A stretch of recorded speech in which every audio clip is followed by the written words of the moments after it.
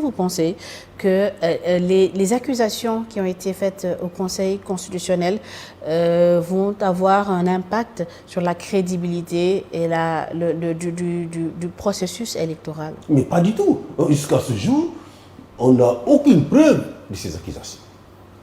Quand vous voyez les gens du PDS dans les débats à la télé, ils sont tous très prudents. Parce qu'ils savent ce qu'ils attendent. Vous accusez ouvertement un magistrat d'être corrompu, mais il porte plainte contre vous.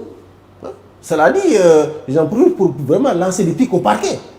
Il y a combien de gens qu'on a arrêtés, qu'on a mis en prison, simplement parce qu'ils ont critiqué des magistrats.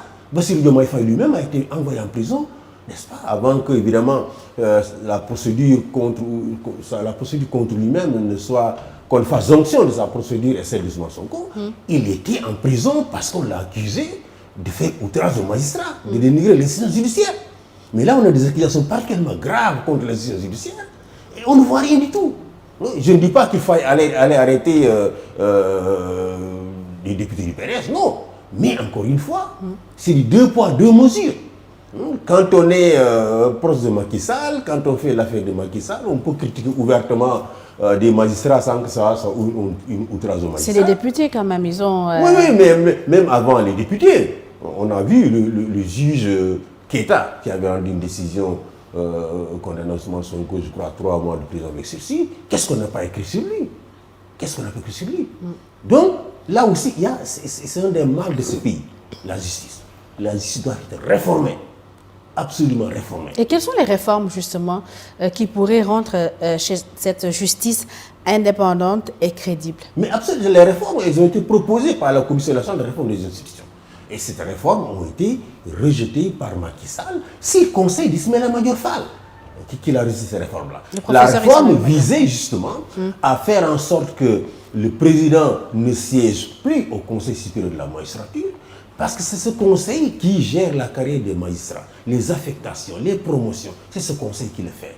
Et ce conseil est présidé par Macky Sall, président de la République du Sénégal, et le vice-président de ce conseil, c'est le ministre de la Justice. Donc ils ont la haute main sur la gestion de la carrière des magistrats. Et en tant que tel, ils ont un pouvoir d'influence sur justement le comportement des magistrats. En ce qui concerne maintenant d'autres, évidemment, d'autres problèmes qui sont posés par la réforme, il y a cette question de l'immobilité des juges du siège qui n'est plus respectée du tout, n'est-ce pas, dans ce pays.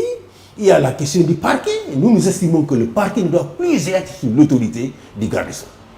Tous les magistrats du parquet, n'est-ce pas, doivent être sous l'autorité justement de l'avocat général, c'est-à-dire le procureur le plus élevé, de l'institution du jugement le plus élevé. En ce moment, c'est peut-être le rôle que joue Ousmane Diagne. Donc, tous les magistrats du parquet, dans une nouvelle architecture judiciaire, où évidemment on aurait un conseil supérieur de la magistrature, n'est-ce pas, où ne siégeront plus des hommes politiques, le président de la République et le garde des Sceaux, n'est-ce pas.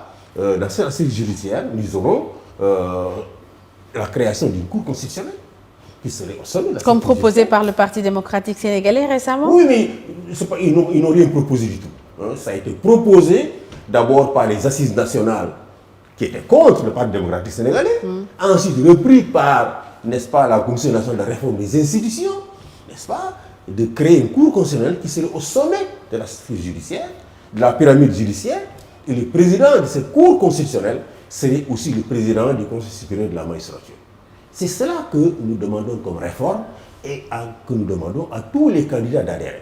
Évidemment, le PRS convoque la création du cour constitutionnel pour se venger du Conseil constitutionnel dont ils estiment qu'ils ont écarté à tort Karim Meïssa Wade. Alors, c'est une réforme que nous demandons, sur laquelle nous travaillons et que nous comptons discuter. Est-ce qu'il y a des candidats qui se sont engagés justement auprès de la société civile à appliquer ces réformes? Mais en 2019, tous les candidats s'étaient engagés à appliquer ces réformes. Ce n'est pas une réforme, ce n'est pas la première fois que nous proposons cette réforme. En 2019, déjà, nous avions proposé cette réforme.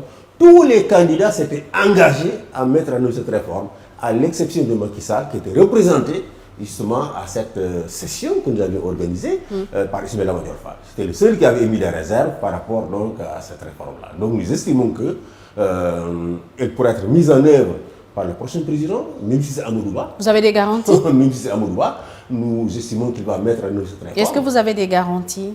On n'a aucune garantie, mais nous sommes en train de discuter avec les candidats. Nous allons rencontrer tous les candidats ou le plein potentiel pour vraiment faire en sorte que ces réformes-là soient mises en œuvre dans l'intérêt du pays.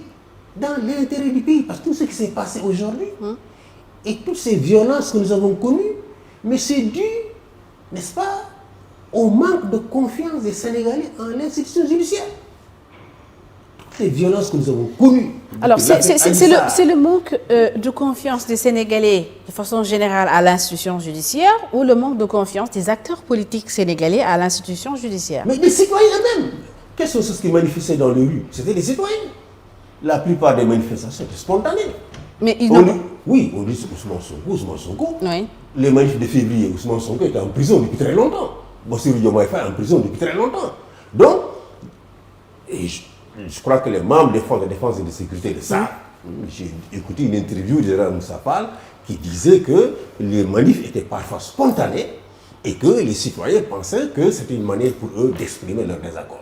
Écoutez, ce sont les citoyens qui considèrent que l'institution judiciaire était instrumentalisée par le pouvoir politique. C'est pour cela qu'ils ont adoré au mot d'ordre des hommes politiques. C'est ce qui manifestaient, ils n'ont rien à voir avec PASTEF. Ces gosses de 12 ans, 13 ans qui manifestaient, ils n'ont rien à voir avec PASTEF. Donc, mais c'est les citoyens qui estiment que, justement, l'institution judiciaire a été plusieurs fois utilisée contre des personnes, contre d'abord Karim Wade lui-même, ensuite contre Khalifa Sall, et ensuite contre Ousmane Sonko. Et ils ont dit, cette fois-ci, ça suffit. On ne va pas accepter. C'est cela qui nous a conduit à toutes ces violences que nous avons connues. Donc, il faut réformer l'institution judiciaire. C'est une obligation du futur président, quel qu'il soit. Et nous allons vraiment insister. Est-ce que cela doit être la priorité même mais c'est une priorité parce qu'il va de la stabilité du pays. Un pays ne peut pas se développer sans la stabilité. Or, la stabilité du Sénégal aujourd'hui dépend de la confiance que les citoyens ont en l'institution judiciaire. Dans une démocratie, l'institution judiciaire est la seule habilité à arbitrer des conflits. Et lorsque les arbitres, les citoyens doivent adhérer. Mais pour qu'ils adhèrent, il faut qu'ils aient confiance dans l'institution. Mais lorsque l'institution, n'est-ce pas, de par la loi, est entièrement sous la coupe de l'exécutif, évidemment, il y a quelques juges rebelles qui se rebiffent, qui sont très indépendants, mais globalement, beaucoup de juges, évidemment, sont sous la pression de l'exécutif.